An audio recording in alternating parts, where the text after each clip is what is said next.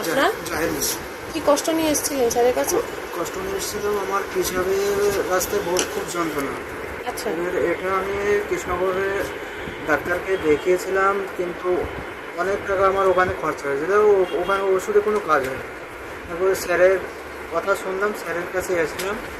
আসার পরে ওনার ওষুধ একবার খেয়েই এখন আমার যন্ত্রণা, পেশাবে বাধা মোটামুটি ক্লিয়ার হয়ে গেছে। অনেকটা ভালো আছে। অনেকটা ভালো, মোটামুটি ক্লিয়ারই হয়ে গেছে আমার। মানে আমি ওটা কোনো মেসেজ করতে পারিনি, আমি বুঝতে পারিনি যে আমার কোনো ব্যথা আছে কি যন্ত্রণা আছে। আপনার যে সমস্যাটা আছে এটাই আপনি বুঝতে আর পারছেন না, না তাই না, তো? আপনার সমস্যাটা আমার ক্লিয়ার হয়ে গেছে। আচ্ছা একবার ওষুধ নিয়ে দিলাম। আচ্ছা।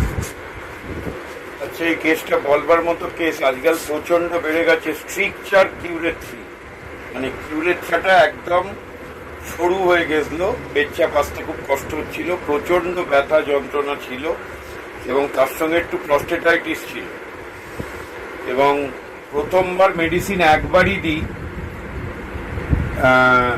অক্টোবর মাসে 2025-এ, এবং তারপরে একবারই মেডিসিনকে কিছুদিনের মধ্যে, ওনারা আজকে এসছেন, কিন্তু একবারই মেডিসিনকে প্রায় ভালো হয়ে গেছে।